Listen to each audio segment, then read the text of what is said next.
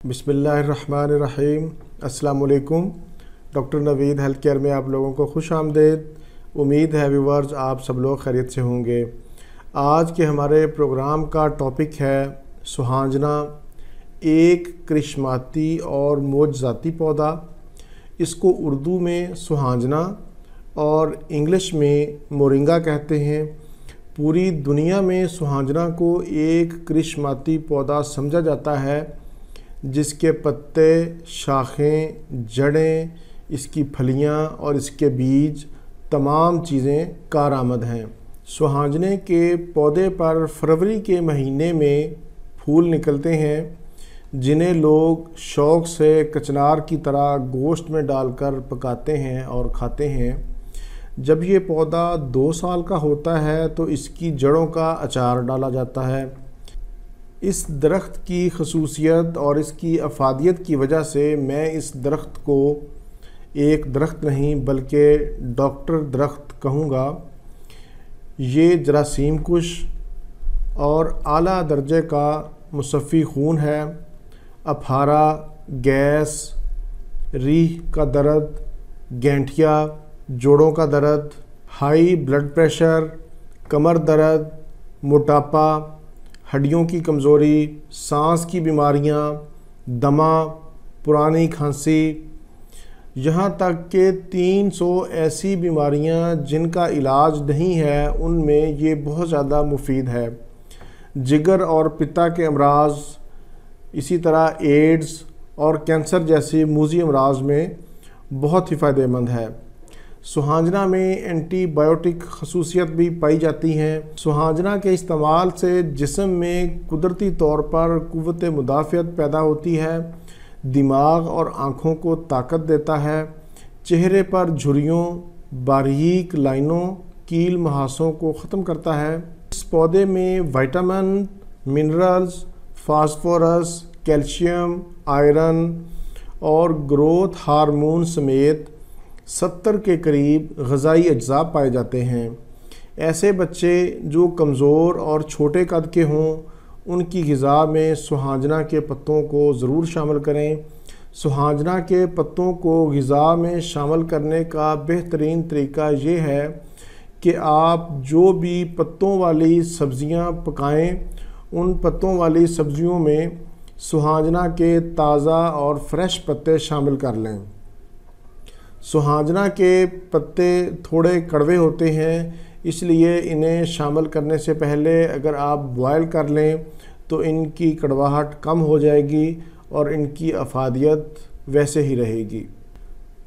اب میں آپ کو اس پودے کی کرشماتی خصوصیت حاصل کرنے کے لیے اس کے استعمال کا بہت ہی آسان طریقہ بتاتا ہوں۔ سہانجنے کے درخت سے پتے توڑ لیں اور سایہ میں خشک کر لیں۔ ان پتوں کو دھو لیں، دھونے کے بعد پھر سایہ میں خشک کریں۔ جب خشک ہو جائیں تو انہیں گرائنڈ کر لیں، ان کا پاؤڈر بنا لیں اور اس پاؤڈر کو کسی ایئر ٹائٹ جار میں محفوظ کر لیں۔ صبح نہار منہ 1.5 کپ پانی میں 1 چمچ سہانجنے کا سفوف جو آپ نے تیار کیا ہے وہ ڈال دیں اور پانی جب 1 کپ رہ جائے تو اس پانی کو نہار منہ چائے کی طرح پی لیں۔ 1 ماہ کے مسلسل استعمال سے آپ کا ہائی بلڈ پریشر بالکل ختم ہو جائے گا۔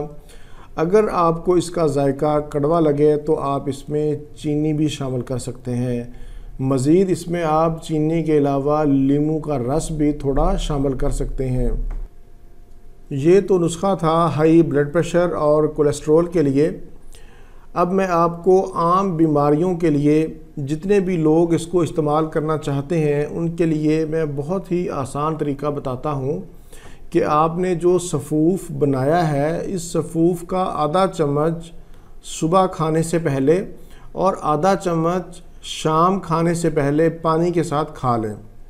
بچوں کے لیے اس کی خوراک عادی کر دیں۔ یہ سفوف آپ کے جسم سے فاسد مادوں کو خارج کرے گا۔ اگر اس کے استعمال سے آپ کو دست یا اسہال کی شکایت ہو جائے تو آپ سفوف کی مقدار کم کر دیں۔ اس کے علاوہ اس کو استعمال کرنے کا ایک اور بھی آسان طریقہ میں آپ کو بتاتا ہوں، وہ یہ کہ اس سفوف کے بڑے سائز کے کیپسول لے کر وہ کیپسول بھر لیں آپ. 2 کیپسول صبح کھانے سے پہلے اور 2 کیپسول شام کو کھانے سے پہلے پانی کے ساتھ استعمال کریں. ویورز، میں نے مختصر طور پر سہانجنے کی خصوصیات اور اس کو استعمال کا آسان طریقہ آپ لوگوں کو بتایا ہے. سہانجنا کو خود بھی استعمال کریں اور اپنی فیملی کو بھی استعمال کروائیں تاکہ آپ کے اندر قوت مدافعت پیدا ہو اور بیماریاں آپ سے دور بھاگیں.